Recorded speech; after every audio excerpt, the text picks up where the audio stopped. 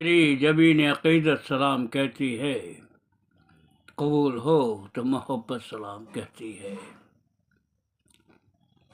اسم راشد کی ادبی دنیا میں ہم پیش کرنے جا رہے ہیں آپ کا پسندیدہ کالم لندن ڈائری، جو ہر اتوار کے دن اخبار مشرق میں شائع ہوا کرتا ہے، جس کے کالم نگار ہیں فہیم اختر، لندن، برطانیہ۔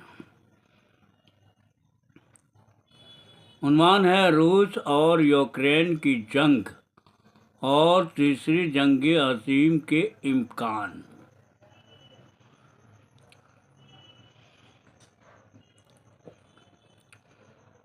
رواں روس اور یوکرین کے درمیان تنازع، جو 2014 میں کریمیا کے الحاق اور مشرقی یوکرین میں شورش کے بعد شدت اختیار کر گیا، جس نے 2022 کے آغاز میں ایک مکمل جنگ کی صورت اختیار کر گیا، اور اس جنگ نے نہ صرف یورپ بلکہ دنیا بھر میں سلامتی، معیشت اور بین الاقوامی تعلقات پر گہرے اثرات ڈالے ہیں۔ اس تنازع کے تناظر میں تیسری جنگ عظیم کے امکانات پر غور کیا جائے تو کئی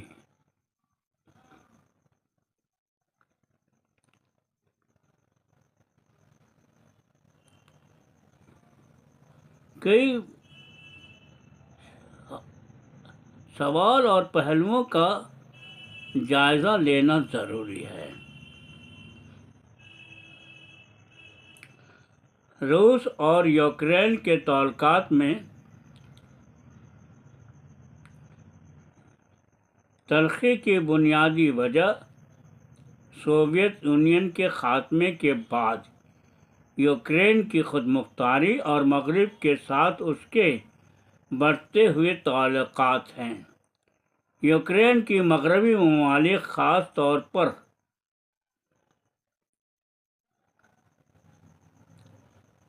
نیٹو اور یورپی یونین کے ساتھ قربت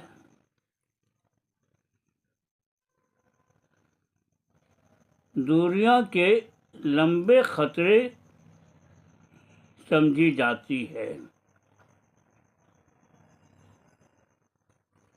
کے ساتھ قربت روس کے لیے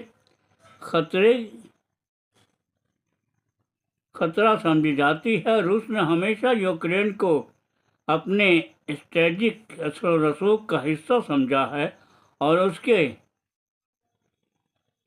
نیٹو میں شمولیت کے امکانات نے روس کو سخت اقدامات پر مجبور کیا۔ فروری 2022 میں روس کی جانب سے یوکرین پر حملے نے دنیا کو ایک بڑے بحران سے دوچار کر دیا۔ مغربی ممالک نے روس پر اقتصادی پابندیاں عائد کیں، یوکرین کو فوجی اور اقتصادی امداد فراہم کی، اور روس کو عالمی سطح پر تنہا کرنے کی کوشش کی۔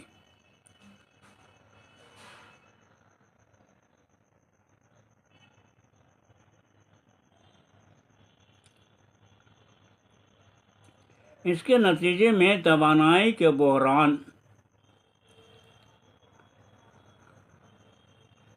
غذائی قلت، عالمی معیشت میں عدم استحکام جیسے مسائل پیدا ہوئے۔ روس اور نیٹو کے درمیان تنازع عالمی جنگ کی ایک بڑی وجہ بن سکتا ہے، یوکرین کو نیٹو ممالک کی جانب سے فراہم کی جانے والی فوجی امداد اور جدید ہتھیاروں نے روس کو خبردار کیا ہے کہ وہ اسے اپنے خلاف براہ راست دشمنی کے طور پر دیکھتا ہے۔ اگر نیٹو کے رکن ممالک میں سے کسی پر روس حملہ کرتا ہے یا نیٹو کا کوئی قدم روس کو اشتعال دلاتا ہے تو یہ تصادم عالمی جنگ میں بدل سکتا ہے۔ اس کے صدر ولادیمیر پوتن کے بار بار جوہری ہتھیاروں کے استعمال کی دھمکی دی ہے، جس نے دنیا بھر میں خوف کی فضا پیدا کر دی ہے۔ اگر روس کسی بھی تنازع میں جوہری ہتھیار استعمال کرتا ہے تو اس کے رد عمل میں دیگر جوہری طاقتیں جیسے امریکہ، برطانیہ، فرانس،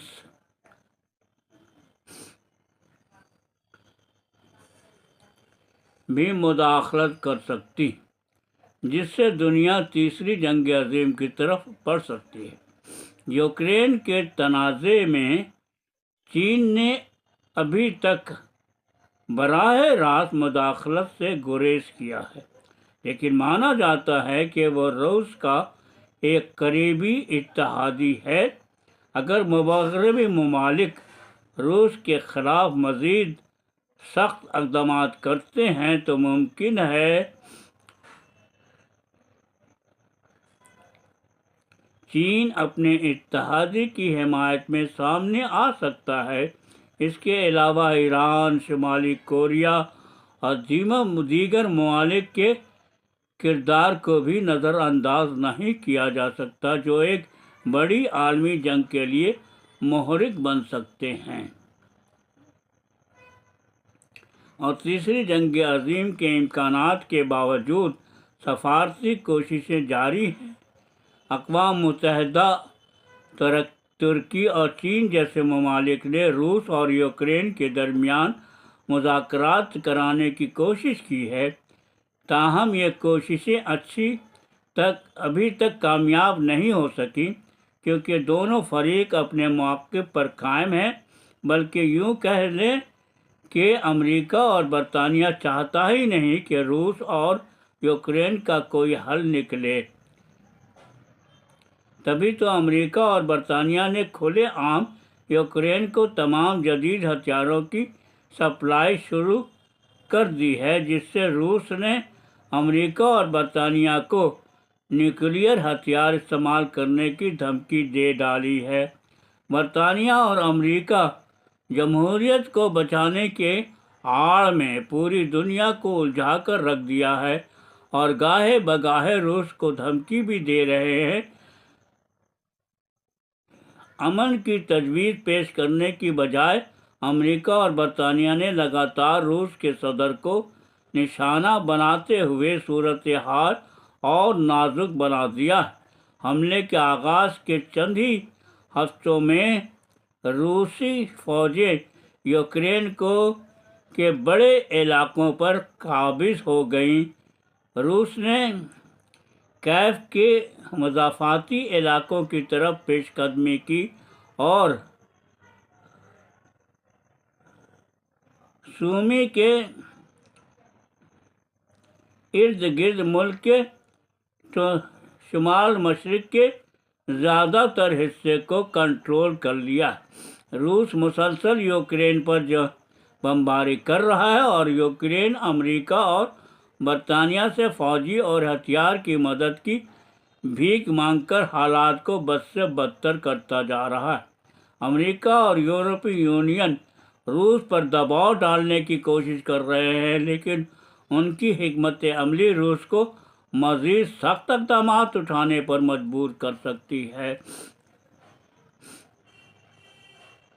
اگر مغربی ممالک اپنی پالیسیوں میں توازن پیدا کریں اور روس کو امن مذاکرات کے لیے قائل کریں تو تنازع کے پھیلاؤ کو روکا جا سکتا ہے۔ تاہم ایسا ہونا ناممکن لگ رہا ہے، کیونکہ برطانیہ اور امریکہ کے جارحانہ انداز نے امن مذاکرات پر پانی پھیر دیا ہے۔ وہیں ڈونلڈ ٹرمپ نے اپنے انتخابی مہم کے دوران اس بات کا دعویٰ کیا تھا کہ اگر وہ صدر بن گئے تو روس اور یوکرین کی جنگ کو ایک دن میں بند کر دیں گے۔ اب دیکھنا یہ ہے کہ ڈونلڈ ٹرمپ جنوری میں حلف لینے کے بعد اپنے وعدے کو پورا کریں گے یا ان کی بات محض ایک انتخابی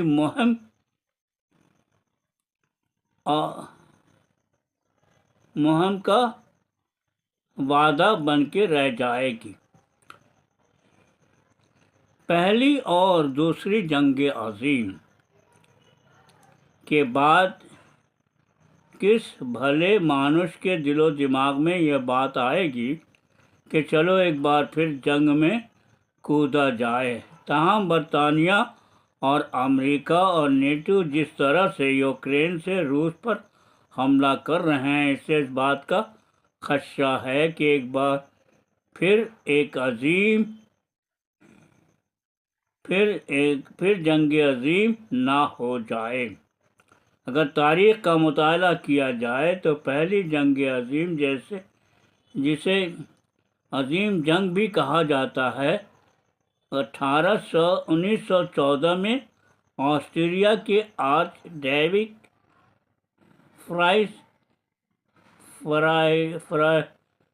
فرڈینڈ کے قتل کے بعد شروع ہوئی۔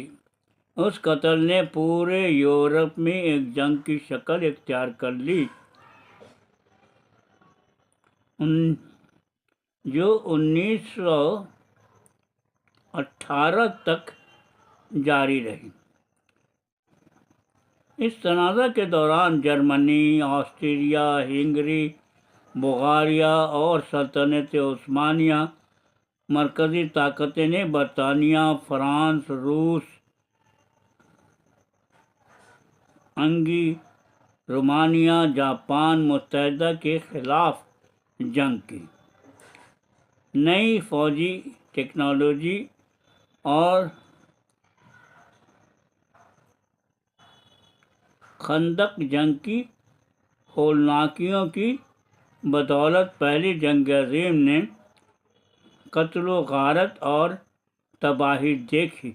جب جنگ ختم ہوئی اور اتحادی طاقتوں نے فتح کا دعویٰ کیا، تب تک 16 ملین سے زیادہ لوگ، جس میں فوجی اور عام شہری شامل تھے، ہلاک ہو چکے تھے۔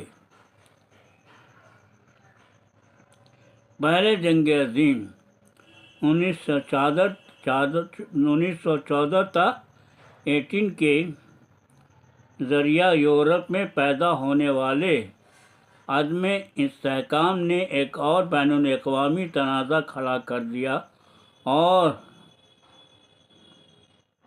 2 دہائیوں بعد دوسری جنگ عظیم کا آغاز ہوا، جو پہلی جنگ عظیم سے بھی زیادہ تباہ کن ثابت ہوئی۔ اقتصادی اور سیاسی طور پر غیر مستحکم جرمنی میں اقتدار میں آنے کے بعد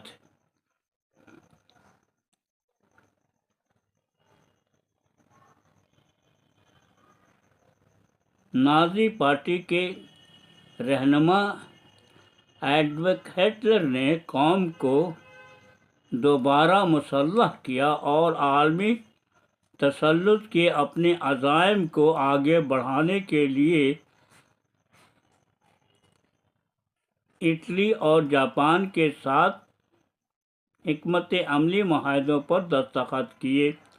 ستمبر 1939 عیسوی میں پولینڈ پر ہٹلر کے حملے نے برطانیہ اور فرانس کو جرمنی کے خلاف جنگ کا اعلان کرنے پر مجبور کیا، جس سے دوسری جنگ عظیم کا آغاز ہوا۔ 6 سال پہلے والی جنگ میں ایک اندازے کے مطابق 45 سے 60 ملین افراد ہلاک ہوئے، جن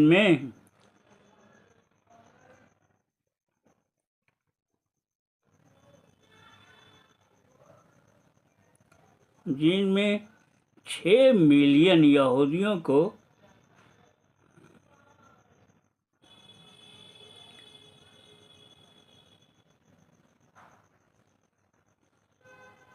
نازی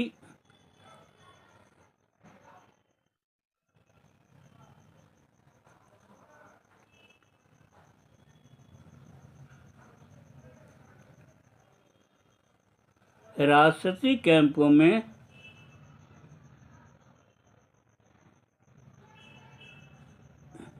ہٹلر کی فوج نے موت کے گھاٹ اتار دیا، جسے اب بھی ہر سال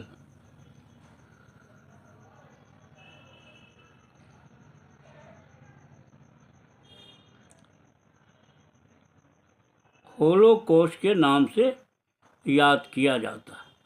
روسی صدر پوتن کا کہنا ہے کہ یوکرین کو غیر عسکری اور نازی سے آزاد کرنا ہے۔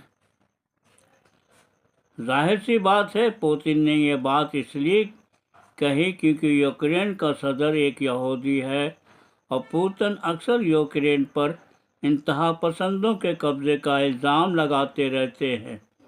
جب سے روس نواز صدر وکٹر یانوکووچ کو 2014 میں ان کی حکمرانی کے خلاف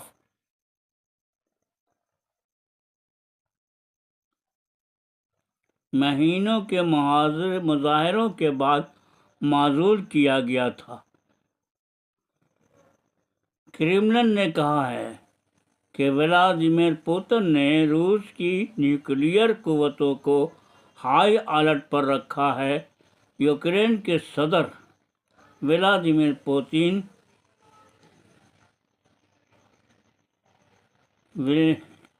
زیلنسکی، جو کہ ایک مزاحیہ اداکار ہیں اور جنہیں 3 سال سے بھی کم عرصہ قبل منتخب ہونے پر سیاست کا کوئی تجربہ نہیں تھا، روسی صدر پوتن اس بات سے برہم ہیں کہ یوکرین کے لیے یہودی صدر کا جھکاؤ یورپ اور امریکہ کی طرف دن بدن بڑھتا جا رہا تھا، کیونکہ آئے دن یوکرین کے صدر زیلنسکی کبھی یوکرین کو نیٹو میں تو کبھی یورپین یونین میں شامل کرنے کی مانگ کرتا، جس کی وجہ سے پوتن کو یوکرین کے صدر پر شک گزرنے لگا کہ کہیں نہ کہیں یوکرین صدر امریکہ یا یورپ کا جوکر بن کر روس کی سلامتی اور ملک کو خطرہ پہنچانے کا کام کر رہا ہے۔ حیرانی اس بات کی ہے کہ دوسری جنگ عظیم کے بعد فلسطین، عراق، یمن، لیبیا، افغانستان، شام اور نہ جانے کتنے ممالک میں امریکہ، برطانیہ، اسرائیل اور اس کے اتحادیوں نے بم گرا کر وہاں کی حکومت کو ذلیل اور لاکھوں لوگوں کو ہلاک کیا، جس کی وجہ سے آج تک وہاں امن قائم نہیں ہوا اور لوگ پناہ گزین بن کر امریکہ اور مغربی ممالک سے اپنی جان کی بھیک مانگ رہے ہیں، جس پر نہ تو اقوام متحدہ نے کوئی سخت قدم اٹھایا اور نہ ہی کسی مغربی ممالک نے اس کی اتنی مذمت کی جتنی آج یوکرین کی حمایت میں کی جا رہی، جبکہ آج اقوام متحدہ اور مغربی ممالک جنگ بندی کے لیے روس سے اپیل کر رہے ہیں۔ اسے اگر ہم منافقت کہیں یا اسلام کے تئیں نفرت تو شاید آپ کو اس سے اختلاف نہیں ہوگا۔ جنگ بڑی ہو یا چھوٹی، میں ہر طرح کی جنگ کا مخالف ہوں، کہ جنگ سے کوئی بات کا حل نہیں نکلتا، بلکہ حملہ کرنے والے اپنی طاقت کا مظاہرہ کر کے کچھ پل کے لیے سرخرو ہو جاتے ہیں۔ تاہم ایسا بھی دیکھا گیا ہے کہ کبھی کبھی جنگ کے ہونا لازمی ہو جاتا ہے، مثلاً جب کوئی آپ پر خواہ حملہ کرے اور اپنی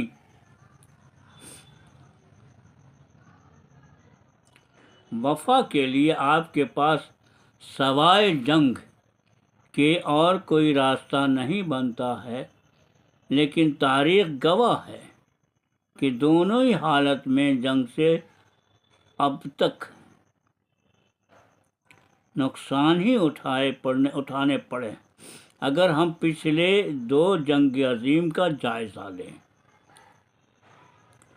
تو دونوں میں جنگیں ایک ملک سے شروع ہوئی اور ایک خاص قوم سے منسلک تھی، یعنی پہلی جنگ عظیم میں سلطنت عثمانیہ کی پیش قدمی اور دوسری جنگ عظیم میں یہودیوں کا قتل عام اہم وجہ تھی۔ اور اس بار بھی بات کہیں نہ کہیں یوکرین کے یہودی صدر زیلنسکی کے ہی ارد گرد گھوم رہی، جن کے رویے نے روسی صدر پوتن پر جنگ کا جنون سوار کر دیا۔ تاہم اتنا تو طے ہے کہ جنگ سے اس مسئلے کا کوئی حل نکلنے والا نہیں ہے، اور روس کے جارحانہ انداز اور امریکہ، برطانیہ اور دیگر ممالک کے اتحاد سے فی الحال جنگ ختم ہونا شاید ناممکن نظر آ رہا ہے۔ دنیا بھر میں عوامی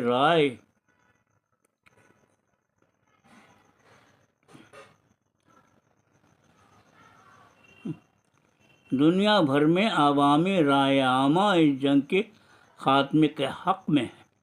امن کے حامی گروہ اور تحریکیں جنگ کے خاتمے کے لیے دباؤ ڈال رہیں۔ ان تحریکوں کا مقصد تنازع کے فریقین کو مذاکرات کی میز پر لانا ہے، جو کہ فی الحال ناممکن لگتا ہے۔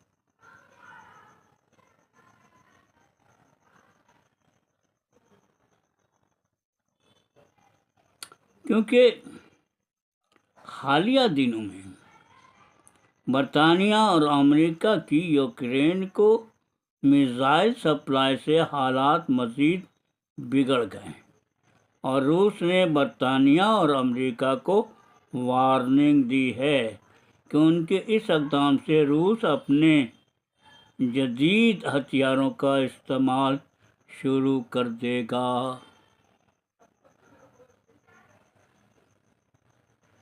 جس میں نیوکلیئر ہتھیار بھی شامل ہیں۔ روس اور یوکرین کے تنازع میں تیسری جنگ عظیم کے امکانات کو مکمل طور پر مسترد نہیں کیا جا سکتا ہے، لیکن عالمی برادری کے پاس اس بحران کو سفارتی اور سیاسی ذرائع سے حل کرنے کے مواقع موجود ہیں۔ جنگ کا خاتمہ نہ صرف یورپ بلکہ پوری دنیا کے امن و استحکام کے لیے ضروری ہے۔ اگر دنیا بھر کے ممالک اپنی ذمہ داری کا مظاہرہ کریں اور تنازع کے پرامن حل کے لیے کوشش کریں تو ایک بڑی تباہی سے بچا جا سکتا ہے۔ تو دوستو بھی آپ ایسے راشد کی ادبی دنیا میں جی ہاں لندن ڈائری سن رہے تھے، جو اخبار مشرق میں شائع ہوتا ہے۔ میں ان کے لیے پڑھتا ہوں جو لوگ اردو لکھنا پڑھنا نہیں جانتے۔ تو آپ کو آج کا یہ مضمون، آپ کا یہ کالم کیسا لگا، ضرور سے ضرور لائک کیجیے گا، شیئر کیجیے گا، کمنٹ کیجیے گا، اور تھوڑی میری صحت آج کل خراب رہ رہی، اگر آپ میرے لیے دعا کریں تو بہت بہت احسان ہوگا۔ تو دوستو پھر ملتے ہیں آپ کسی پروگرام میں جس کا نام ہے ایس ایم راشد کی ادبی دنیا، اور اتوار کا دن ہے۔ اللہ حافظ۔